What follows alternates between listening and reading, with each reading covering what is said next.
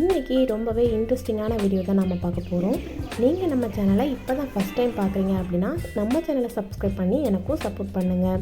பெண்கள் எப்போவுமே எல்லாமே ஹெல்த்தியாக இருக்கணும் அப்படின்னு சொல்லிட்டு ஒரு சில விஷயங்களை பார்த்து செய்வோம். ஆனால் ஒரு சில விஷயங்களை கவனிக்காமல் விட்டுருவோம். அந்த மாதிரி விஷயங்களையும் நம்ம கவனித்து செஞ்சிட்டோம் அப்படின்னா எப்போவுமே ஹெல்த்தியாகவும் இருக்கலாம். கஷ்டம் பார்க்காம நம்ம ஸ்டார்டிங்கில் அதை செய்ய ஆரம்பிச்சிட்டோம் அப்படின்னா அதுக்கப்புறம் நமக்கு அந்த வேலை எல்லாமே ரொம்பவே ஈஸியாகிடும். அந்த மாதிரி ஒரு சில விஷயங்களையும் நாம் இந்த வீடியோவில் பார்க்கலாம். ரொம்பவே ஹெல்த்தியான ரெசிபிஸையும் நாம் இந்த வீடியோவில் பார்க்க போகிறோம். இன்றைக்கி நான் லெமன் சாதம் தான் செய்ய போகிறேன். ட்ராவல் டைமில் நமக்கு பெஸ்ட்டு அப்படின்னு சொல்லலாம். அப்படின்னா லெமன் சாதம் தான் நமக்கு ரொம்பவே பெஸ்ட்டாக இருக்கும். 3 days ஆனாலுமே நமக்கு கெட்டு போகாது. ஹஸ்பண்ட் டியூட்டிக்கு கிளம்பிட்டாங்க. அவங்களுக்கு தான் ட்ரெயின் 2.5 days ஆகும். நான் லெமன் சாதம் தான் ப்ரிப்பேர் பண்ணுறேன். கூடவே ஒரு 3 நாளைக்கு நம்ம கெட்டு போகாத மாதிரி பூண்டு கார சட்னியும் சேர்த்து தான் செய்ய போகிறோம். அதுக்கு தேவையான பொருட்கள்லாம் நான் எடுத்து வச்சுட்டேன். லெமன் ஜூஸ் பிழியும் போதே நம்ம ஃபில்டர் பண்ணி பிழிஞ்சிட்டோம் அப்படின்னா அதில் உள்ள கசடு எல்லாமே மேலேயே நம்ம ஃபில்டர் பண்ணிடலாம். மாதிரி ட்ராவல் டைமில் ஹெல்த்தியாகவும் இருக்கணும் அப்படின்னா வீட்டு சாப்பாடு தான் ஹெல்த்தியாக இருக்க முடியும். கண்டிப்பாக முடிஞ்ச அளவுக்கு வீட்டில் இருந்து நம்ம கொடுத்து விட பார்க்கணும். லெமன் சாதம் செய்யும்போது எண்ணெய் கொஞ்சம் தாராளமாகவே விட்டு செய்யுங்க. கூடவே கொஞ்சமாக கடுகு, ஜீரகம், மறக்காமல் வெந்தயம் சேர்த்துக்கோங்க. வெந்தயம் சேர்க்கல அப்படின்னா வெந்தய பொடி இருந்தாலும் சேர்த்துக்கோங்க. கூடவே காரத்துக்காக நான் காஞ்ச மிளகாய் 3 எடுத்துருக்கிறேன். ஒரு கொத்து கருவேப்பிலை சேர்த்துருக்கிறேன். கூடவே ஒரு 4 பல் பூண்டும் சேர்த்துருக்கிறேன். இப்போ 1 ஸ்பூன் மஞ்சள் தூள், ஒரு 1/2 டேபிள் ஸ்பூன் அளவு பெருங்காயத்தூள் சேர்த்துக்கோங்க. மறக்காமல் பெருங்காயத்தூள் சேர்த்துக்கோங்க. அப்போ தான் லெமன் சாதம் ரொம்பவே டேஸ்ட்டாக இருக்கும். நான் இன்றைக்கி தண்ணி எதுவுமே சேர்க்காம வெறும் லெமன் ரசம் மட்டுமே எடுத்திருக்கேன். லெமன் ஜூஸ் மட்டும்தான் எடுத்திருக்கேன். 1/2 கப் அளவு என்னோட ஹஸ்பண்ட் மட்டும்தான் போகிறாங்க அப்படின்றனால ரொம்பவே கொஞ்சமான குவான்டிட்டி போதுன்றனால சேர்த்துருக்கிறேன் நான். இப்போ லெமன் ஜூஸ் சேர்த்துட்டு ஒரு கொதி வந்ததுக்கப்புறமா நாம் இந்த மாதிரி எண்ணெய் பிரிஞ்சு வந்ததுக்கப்புறம் ஆஃப் பண்ணிவிட்டு அதுக்கப்புறம் உப்பு சேர்த்துக்கலாம். தேவையான அளவு உப்பு சேர்த்துட்டு இது ஒரு ஓரமாக இருக்கட்டும். இப்போ பூண்டு கார சட்னி செய்கிறதுக்கு ரெடி பண்ணிடுறேன். பூண்டு கார சட்னி செய்யும் போதுமே எண்ணெய் கொஞ்சம் தாராளமாக விட்டுக்கோங்க. ஃபஸ்ட்டே நம்ம வரமிளகாயை நம்ம எண்ணெயில் லைட்டாக வதக்கி எடுத்துடலாம். நான் இன்றைக்கி ஒரு 7-8 வரமிளகாய் எடுத்துருக்கிறேன். கூடவே சின்ன வெங்காயம் ஒரு 10, அதுக்கப்புறமா ஒரு பூண்டு நீங்கள் எவ்வளோ குவான்டிட்டி எடுத்துக்கிறீங்களோ அதுக்கேற்ற மாதிரி சேர்த்துக்கோங்க. கண்டிப்பாக புளி சேர்த்துக்கோங்க. அப்போ தான் அதோட காரத்தையும் நமக்கு மேனேஜ் பண்ணி கொடுக்கும். ஒரே ஒரு தக்காளியும் நான் சேர்த்துருக்கிறேன். நீங்கள் ரொம்ப நாள் கெட்டு போகாமல் செய்கிறீங்க அப்படின்னா தக்காளி சேர்க்காதீங்க, வெங்காயம் சேர்க்காதீங்க. வெறும் பூண்டு மிளகாய் மட்டுமே போதும். நான் இப்போ ஒரு 2 to 3 days அளவுக்கு தான் அப்படின்றனால நான் தக்காளியும் வெங்காயமும் சேர்த்துருக்கிறேன். ஃபஸ்ட்டு நம்ம வதக்கி வச்ச அந்த மிளகாய் இருக்கு இல்லையா, அதை நம்ம வரமிளகாயை ஃபஸ்ட்டு ஒரு சுற்று விட்டு எடுத்துட்டோம் அப்படின்னா அது நல்லா அரைப்பட்டு வந்துடும். அதுக்கப்புறம் நம்ம ஆற வச்ச பூண்டையும் வெங்காயத்தையும் சேர்த்து இந்த மாதிரி கொஞ்சம் குறப்பாக அரைச்சி எடுத்துக்கலாம். அதுக்கப்புறம் ஏற்கனவே நம்ம செஞ்ச அதே பாத்திரத்திலே கூட கொஞ்சம் எண்ணெய் சேர்த்துட்டு கொஞ்சமாக கடுகு, கருவேப்பிலை ஃப்ரெஷ்ஷாக கொஞ்சம் சேர்த்துக்கோங்க. சேர்த்துட்டு நல்லா பொரிஞ்சதுக்கப்புறமா நம்ம அரைச்சி வச்சுருக்கிற அந்த பூண்டு வெங்காயம் எல்லாம் இருக்கு இல்லையா, அதையும் சேர்த்துட்டு நல்லா அதில் கொஞ்சம் ஜூஸியாக இருக்கும். அது நல்லா இந்த நீரெல்லாம் நல்லா வற்றி நமக்கு கொஞ்சம் நல்லா கெட்டியாகி கிடைக்கும். எண்ணெயிலே நல்லா வதங்கி சூப்பராக நமக்கு ஒரு ஃப்ளேவரோட கிடைக்கும். இது ரொம்பவே டேஸ்ட்டாக இருக்கும். சாதம், சப்பாத்தி, இட்லி, தோசைன்னு நீங்கள் எல்லாத்துக்குமே சைடிஷாக இதை எடுத்துக்கலாம். ட்ராவல் டைமில் ஹெல்த்தியாக கொடுக்கணும் அப்படின்னா கண்டிப்பாக இந்த பூண்டு கார சட்னி நீங்கள் செய்யலாம். ரொம்பவே ஈஸியாகவும் வேலை முடிஞ்சிடும். ரொம்பவே ஹெல்த்தியாகவும் கொடுத்த மாதிரி ஆகிடும். பாருங்கள், இப்போ பாருங்கள், இந்த ஸ்டேஜில் நல்லா கெட்டியாக வர்ற அளவுக்கு நான் வதக்கி எடுத்துட்டேன். இப்போ நான் சாதம் மிக்ஸ் பண்ணி வைக்க ஆரம்பிச்சிட்டேன். ஏற்கனவே நான் சாதம் செஞ்சு அதை ஆற வச்சுட்டேன். ட்ராவல் டைம் பண்ணும்போது மெயினாக நம்ம செய்ய வேண்டிய இதுதான். சாதத்தையும் லெமன் ரசத்தையும் மிக்ஸ் பண்ணும்போது சாதம் சூடாக இருக்கக்கூடாது. சாதம் நல்லா ஆறணும். ஆறுனதுக்கப்புறமா நாம் மிக்ஸ் பண்ணி விட்டுறலாம். ஏன் அப்படின்னா இப்போ நீங்கள் சூடோடு சேர்த்து மிக்ஸ் பண்ணிட்டீங்க அப்படின்னா அது கொஞ்சம் அதில் ரெண்டும் மிக்ஸ் ஆகி இப்போ நம்ம அதே மாதிரி சூடோடு அடைச்சி வச்சிட்டோம் அப்படின்னா நீர் கோர்த்து சீக்கிரமே நமக்கு கெட்டு போயிடும். அதனால் நல்லா ரெண்டுமே ஆறணும். ஆறுனதுக்கப்புறமா இந்த மாதிரி மிக்ஸ் பண்ணி நீங்கள் எதில் கொடுக்க போகிறீங்களோ அதில் எடுத்து நல்லா பேக் பண்ணிக்கோங்க. கொஞ்சம் கூட சூடாக இருக்கக்கூடாது. நீங்கள் மூடி வைக்கிற முன்னாடி பார்த்துக்கோங்க. கொஞ்சம் கூட சூடு இல்லாமல் இந்த மாதிரி நல்லா ஆறுனதுக்கப்புறமா மூடி வச்சிடலாம். இதே மாதிரி நான் பூண்டு கார சட்னியும் சின்னதாக ஒரு பாக்ஸ் எடுத்துட்டேன்.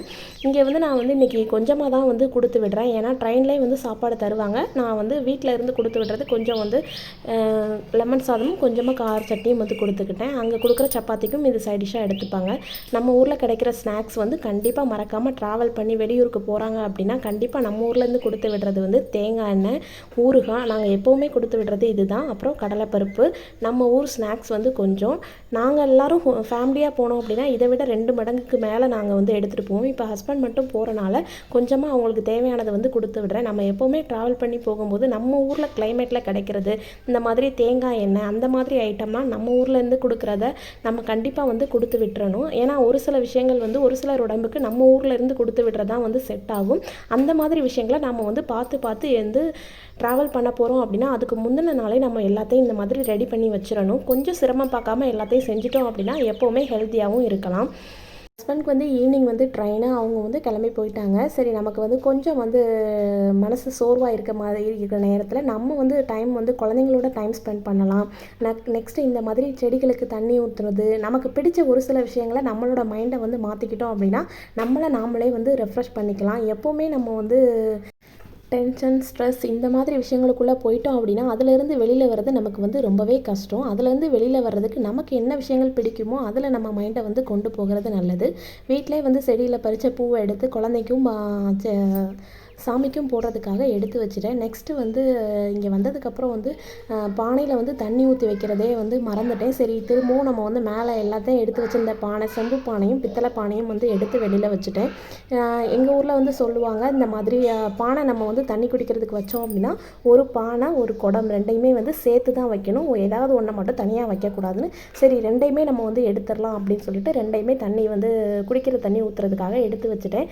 செம்பு பானை இந்த மாதிரி பித்தளை பானை அப்படிலாம் நம்ம வந்து க்ளீன் பண்ணுறதுக்கு கஷ்டப்பட்டுட்டே நம்ம வந்து வீட்டில் அம்மா கொடுத்து வச்சுற சீர்வரிசையெல்லாம் மேலே பரனில் தூக்கி போட்டுருவோம். ஆனால் கொஞ்சம் சிரமம் பார்க்காம ஒன் டைம் ஃபஸ்ட்டு நீங்கள் இந்த மாதிரி க்ளீன் பண்ணி நல்லா எடுத்து வச்சிட்டிங்க அப்படின்னா நெக்ஸ்ட்டு நம்ம ரெகுலராக யூஸ் பண்ணும்போது நமக்கு வந்து க்ளீன் பண்ணுறது ரொம்பவே கஷ்டமாக வந்து தெரியாது. இந்த மாதிரி செம்பு பித்தளை பானை வந்து தேய்க்கும் போது ஃபஸ்ட்டு நீங்கள் சோப்பு ஏதாவது வச்சு தேய்ச்சிட்டு நெக்ஸ்ட்டு இந்த மாதிரி பீதாம்பரி பொடி வந்து நான் ஏற்கனவே வீடியோவில் சொல்லியிருக்கேன். அந்த பொடி வச்சு இந்த மாதிரி கையினால் ஃபஸ்ட்டு எல்லா இடத்துலையும் ஸ்க்ரப் பண்ணி விட்டுட்டு அதுக்கப்புறம் நீங்கள் யூஸ் பண்ணுற ஸ்க்ரப்பரை நல்லா க்ளீன் பண்ணிவிட்டு அதில் சோப்பு எதுவுமே இல்லாமல் அந்த ஸ்க்ரப்பரை மட்டுமே வந்து நல்லா வச்சு வந்து லைட்டாக தேய்ச்சி விட்டிங்கனாலே போதும். பானை வந்து புதுசு மாதிரி ஆகிடும். பார்த்தீங்கன்னா தெரியும், நான் இப்போ தேய்க்கும் போதே தெரியும் பானை வந்து எப்படி கலர் வந்து சேஞ்ச் ஆகிக்கிட்டு வருதுன்னு. நீங்கள் ஒரு ஃபஸ்ட்டு 1 வீக் ஒன்ஸ் இந்த மாதிரி வந்து க்ளீன் பண்ணி எடுத்து வச்சுக்கிட்டே வந்தீங்க அப்படின்னா வீக்லி ஒன்ஸ் க்ளீன் பண்ணும்போது இவ்வளோ வந்து உங்களுக்கு கலர் சேஞ்ச் ஆகாத மாதிரி ரொம்ப வந்து வடுவடுவாக உங்களுக்கு தெரியாது. செப்பு பானை எப்போவுமே வந்து புதுசாக நம்ம வந்து மெயின்டைன் பண்ண முடியும். வீக்லி ஒன்ஸ் உங்களுக்கு எந்த டைம் வந்து நேரம் கிடைக்கும், சண்டே வந்து எப்படியுமே கண்டிப்பாக கொஞ்சம் நமக்கு நேரம் கிடைக்கும். அந்த டயத்தில் இந்த மாதிரி க்ளீன் பண்ணி எடுத்து வச்சுக்கிட்டோம் அப்படின்னா நம்ம எப்போவுமே வந்து ஹெல்த்தியாக வந்து இருக்கலாம். செம்பு பித்தளை பானையில் வந்து தண்ணி குடிக்கிறது உடம்புக்குமே ரொம்பவே நல்லது. உடம்புக்கு வந்து நிறைய குளிர்ச்சி தரும். நிறையா பேர் இப்போ வந்து நம்ம வந்து செம்பு பித்தளை பானையே வந்து நம்ம மறந்துட்டோம். பிளாஸ்டிக் வந்ததுலேருந்து பிளாஸ்டிக்கில் தான் வந்து தண்ணி வந்து நம்ம வந்து யூஸ் பண்ணுறோம். பிளாஸ்டிக்கில் வந்து ரொம்ப நாள் தண்ணி வச்சு யூஸ் பண்ணுறது உடம்புக்கு நல்லது இல்லை அப்படின்னு வந்து சொல்கிறாங்க. சரி முடிஞ்ச அளவுக்கு நம்மக்கிட்ட இருக்கிறதையாவது நாம் வந்து யூஸ் பண்ணலாம் அப்படின்னு சொல்லிட்டு தான் நான் வந்து இந்த பித்தளை பானையும் செம்பு பானையும் வெளியில் எடுத்து வச்சு க்ளீன் பண்ணிக்கிட்டு இருக்கேன். ஃபஸ்ட் டைம் க்ளீன் பண்ணும்போது ஒரு 2 to 3 டைம்ஸ் நான் வந்து க்ளீன் பண்ணியிருக்கேன். ஃபஸ்ட்டு சோப் போட்டு ரெண்டாவது பீதாம்பரி பவுடர் வச்சு தேய்ச்சிட்டு லைட்டாக லெமன் வந்து வச்சு லைட்டாக வந்து தேய்ச்சேன். அப்போ தேய்ச்சோம் அப்படின்னா நமக்கு பானை நல்லா புதுசு மாதிரி வந்துடும். பார்த்தாலே தெரியும் உங்களுக்கு ஃபஸ்ட்டு இருக்கிறதுக்கும் இப்போவும். நெக்ஸ்ட் நான் வீட்டில் எப்போவுமே தண்ணி பிடிச்சி வைக்கும்போது இந்த மாதிரி பித்தளை அண்டா வந்து 2 வந்து அம்மா கொடுத்தது இருந்தது. அதில் தான் வந்து நான் நல்ல தண்ணி குடிக்கிறதுக்காக பிடிச்சி வச்சுருப்பேன். ஏன்னா இந்த மாதிரி பித்தளை அண்டாலாம் நீங்கள் தண்ணி பிடிச்சி வச்சு மூடி வச்சிடணும். மூடி வைக்காம வச்சிட்டோம் அப்படின்னா நமக்கு வந்து தண்ணியில் வந்து பூச்சி வந்துடும்னு சொல்லுவாங்க. ஆனால் நீங்கள் வந்து பித்தளை பானையில் தண்ணி வச்சு நல்லா வந்து அதில் வந்து எதுவுமே பூச்சி உள்ளே போகிற மாதிரி நல்லா மூடி வச்சிட்டிங்க அப்படின்னா உங்களுக்கு அதில் நீங்கள் எத்தனை மாதம் வரைக்கும் அதில் தண்ணி வச்சாலுமே அந்த தண்ணி அப்படியே இருக்கும். அதே மாதிரி ரொம்ப நாள் அதில் வச்சு தண்ணி குடிக்கும்போது நமக்கு தண்ணியோட டேஸ்ட்டுமே நமக்கு வந்து ரொம்பவே அதிகமாக இருக்கும். கண்டிப்பாக வந்து ட்ரை பண்ணி பாருங்கள். இந்த மாதிரி பிளாஸ்டிக்கை கொஞ்சம் அவாய்ட் பண்ணிவிட்டு நம்ம வீட்டில் இருக்கிற பித்தளை பானை அதெல்லாம் இல்லை அப்படின்னாலும் பரவாயில்ல, சில்வரில் உங்கள்கிட்ட பொருட்கள் இருந்ததுன்னா சில்வர்லேயும் தண்ணி பிடிச்சி வச்சு குடிங்க. பிளாஸ்டிக்கை வந்து கொஞ்சம் அவாய்ட் பண்ணுங்கள். நெக்ஸ்ட்டு ஈவினிங் வந்து அடுப்பை வந்து க்ளீன் பண்ணலாம் அப்படின்னு சொல்லிட்டு நான் ஏற்கனவே இந்த ஸ்பாஞ்ச் வந்து காட்டியிருக்கிறேன். இந்த ஸ்பாஞ்ச் வந்து ஒரு ஜஸ்ட் 20 rupees அந்த மாதிரி தான் இருக்கும். நான் வந்து கிச்சன் க்ளீன் பண்ணுறதுக்கு ஃபுல்லாகவே இப்போ இதுதான் யூஸ் பண்ணுறேன். உங்களுக்கு பார்த்தாலே தெரியும் சாம்பார் வந்து பொங்கி வளைஞ்சு இந்த மாதிரி இருக்குது. நம்ம அந்த ஸ்க்ரப்பரை லைட்டாக இது மேலே வச்சோம் அப்படின்னாலே அதில் உள்ள தண்ணி எல்லாமே நமக்கு வந்து அதுவே வந்து அப்சார்ப் பண்ணிடும். லைட்டாக நம்ம வந்து பிழிஞ்சிட்டோம் அப்படின்னா இந்த மாதிரி எல்லாம் வெளியில் வந்துடும். லைட்டாக வாஷ் பண்ணிவிட்டு நம்ம லைட்டாக அடுப்பை தொடச்சாலே போதும். இது இருக்கிறதுலேருந்து எனக்கு வந்து அடுப்பு க்ளீன் பண்ணுறது ரொம்பவே ஈஸியாக ஆகிடுச்சு. ஆரம்பிச்சிருச்சு. அடுப்பு மட்டும் இல்லை, அடுப்புக்கு மேலே உள்ள அந்த பகுதி வந்து அந்த அடுப்பு பக்கத்தில் எண்ணெய் தெரித்து இருக்கிற அழுக்கான இடத்தையுமே நம்ம வந்து இந்த மாதிரி வந்து க்ளீன் பண்ணுறதுக்கு எனக்கு ரொம்பவே வந்து ஈஸியாக இருக்குது இது க்ளீனிங் பண்ணுறதுக்கு. இந்த மாதிரி ஸ்க்ரப்பர் நம்ம ஒன்று வச்சுக்கிட்டோம் அப்படின்னா போதும். நம்ம வந்து இதே வந்து நம்ம துணி வந்து வேஸ்ட் துணியை யூஸ் பண்ணாலுமே அந்த துணியை நம்ம வந்து காய வைக்கணும், அதில் ஒரு ஸ்மெல் வந்துகிட்டே இருக்கும். ஆனால் இந்த ஸ்பாஞ்ச் வந்து ரொம்பவே நல்லா இருக்குது. நம்ம ஈஸியாக க்ளீன் பண்ணிவிட்டு அதை லைட்டாக பிழிஞ்சு வச்சுட்டோனாலே சீக்கிரமே அது ட்ரையும் வந்து ஆகிடுது. கண்டிப்பாக இது வந்து யூஸ் பண்ணி பாருங்கள். எல்லா மளிகை கடையிலையுமே இந்த ஸ்பாஞ்ச் வந்து கிடைக்கும். நம்ம வந்து ஆன்லைனில் கூட வாங்கணும்னு அவசியம் வந்து கிடையாது. நெக்ஸ்ட் வந்து இஞ்சி பூண்டு பேஸ்ட்டு ரொம்பவே முக்கியமானது நம்ம கிச்சனில் எப்போவுமே இருக்க வேண்டியது. லாஸ்ட் வீடியோவில் வந்து பிளாஸ்டிக் பாட்டில் ஸ்டோர் பண்ண வேண்டாம்னு சொல்லியிருந்தேன். ஸோ நான் இந்த வாட்டி கிளாஸ் பாட்டில் வந்து ஸ்டோர் பண்ணி வச்சுருக்கிறேன். கிச்சனை எவ்வளோதான் நம்ம சோர்வாக இருந்தாலும் ஒன்ஸ் நம்ம வந்து கிச்சனை க்ளீன் பண்ணணும்னு நினச்சிட்டோம் அப்படின்னாலே போதும், பிரிஸ்க் ஆகிடலாம். வீடியோ யூஸ்ஃபுல்லாக இருந்ததா அப்படின்றத மறக்காமல் கமெண்ட்டில் சொல்லுங்கள்.